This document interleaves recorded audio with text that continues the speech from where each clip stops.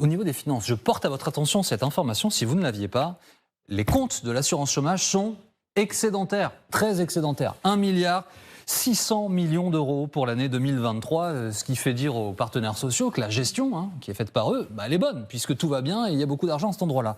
Monsieur Souillot, comment est-ce que vous avez écouté, enfin surtout reçu les propos de Gabriel Attal hier soir ? Pas bien reçu. Encore une fois, on veut mettre en exergue les plus précaires. Être au chômage ou au RSA, ce n'est pas un choix. Et puis, cet exécutif, qui est au pouvoir depuis 2017, nous ont vendu la contracyclicité en 2022 pour nous dire que c'était la panacée universelle. Encore une réforme de l'assurance chômage. Et si demain on réduit les durées d'indemnisation, on les aura réduits de 50% en 3 ans. Et pour autant, il n'y a encore 400 000 postes à pourvoir, mais il y en avait 390 000 en 2019. Donc toutes ces réformes, et les études de la DARES et d'autres le prouvent, ne servent à rien, sauf à moins indemniser les chômeurs. Alors, les chômeurs, et d'ailleurs je voudrais vous montrer également ce chiffre, ils sont 1 sur 2 à ne pas toucher les indemnités. Alors ça, c'est un chiffre qui est très important. Et par ailleurs, les chômeurs sont aussi nombreux à travailler. Attention, chômeurs, ça ne veut pas dire du tout des gens qui ne font rien. Il y a beaucoup de ces chômeurs qui travaillent. Bon, ça, c'est évidemment un élément très important. Monsieur Souillot, lorsque le Premier ministre dit sur le montant de l'indemnité, on va laisser les partenaires sociaux discuter, la balle, elle est dans votre camp, là. Mais la balle, elle est d'abord dans le camp de l'exécutif, puisque nous avons signé une convention assurance chômage l'année dernière. On nous a trouvé un décret de jointure sur cette convention d'assurance chômage avant de l'agréer, jusqu'au mois de juin.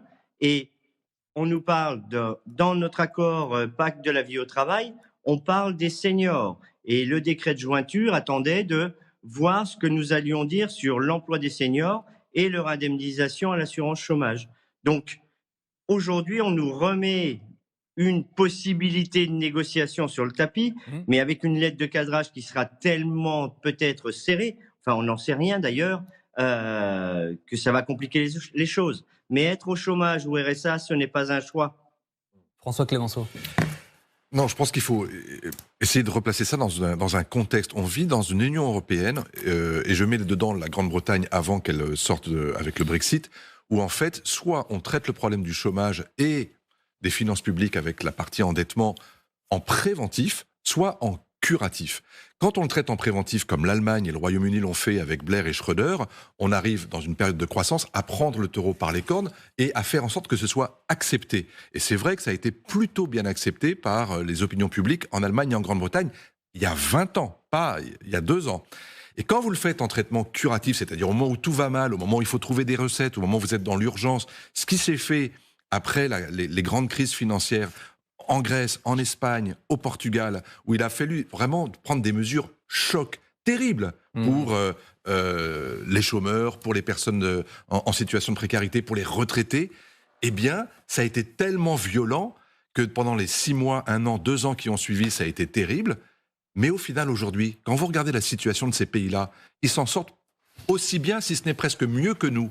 Ce qui prouve que soit effectivement vous faites du préventif, et ça veut dire avoir l'audace de faire les réformes au moment où il faut les faire, soit vous les faites dans l'urgence, et généralement c'est too little, too late, c'est toujours pas assez. Trop peu, trop tard. Trop peu, trop tard. Et là, typiquement, si vous en êtes à la 3e réforme de l'assurance chômage depuis 2017. Donc, voilà, en 7 ans, 8 ans, ça veut dire qu'à chaque fois, on a toujours un petit métro de retard. Alors, autre sujet important sur les recettes. Où aller chercher l'argent ? Bon, là, il y avait une piste. On essaie de relancer l'emploi, atteindre le plein emploi pour activer la croissance, générer des recettes. L'autre piste, c'est d'aller taxer. Taxer qui ? Les super riches, les super profits des grandes entreprises. Écoutez Gabriel Attal. C'est tout à fait une piste qu'on peut poursuivre. J'ai pas de dogme, mais je vais vous dire, j'ai 2 lignes rouges. La première ligne rouge, c'est de ne pas augmenter les impôts des classes moyennes, des Français qui travaillent ou des Français qui ont travaillé toute leur vie et qui, mais gagnent toujours un peu trop pour avoir des aides, mais jamais assez pour pouvoir s'en sortir convenablement tout seul. C'est facile politiquement d'aller expliquer aux Français les riches ne sont pas taxés en France, il n'y a pas de taxation. Donc vous n'irez pas etc. au-delà. Non, mais ce que je dis, c'est, moi j'attends de voir des propositions qui sont crédibles, des parlementaires, des partenaires sociaux, des associations d'élus. C'est dans les tuyaux, Nicolas, c'est même super dans les tuyaux, la super taxe sur les super profits. En tout cas, dans la majorité, ils sont de plus en plus nombreux à pousser dans ce sens-là, parce qu'ils voient bien que politiquement, sans doute, ça plaît à une partie de la droite de taper sur les chômeurs, mais s'il n'y a pas de mesure symbolique pour taper les plus riches, je veux dire, ça ne peut pas passer. Je veux dire, maintenant, ça suffit, quoi. Il faut vraiment aller chercher de l'argent où il y en a. Et il y en a quand même qui a été amassé à la faveur de la crise, à la faveur de l'inflation, et qu'il serait temps de redistribuer de manière plus juste. Je rappelle donc qu'il y a prorogation sur la taxation des rentes inframarginales. Là, vous n'avez rien compris. Moi, au début, non plus. Je vous l'explique en 2 mots. Ce sont les énergéticiens. Ils ont gagné plus d'argent puisque les prix de l'énergie ont augmenté. Bercy dit, vous avez bénéficié d'une conjoncture. On va continuer de vous taxer sur ça. C'est donc une rente inframarginale. Serait prorogée d'une année supplémentaire. Monsieur Souillot, encore un mot. Ça, j'imagine que vous êtes plutôt ultra favorable, non, taxer les super profits?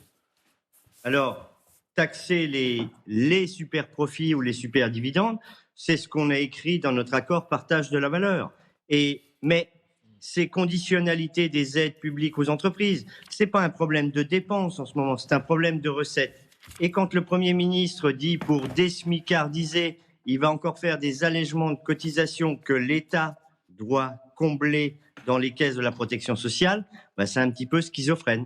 Mais faut prendre l'argent là où il se trouve. Merci beaucoup. Merci Frédéric Souillot d'être passé ce matin par le 6-9. Alors, il y a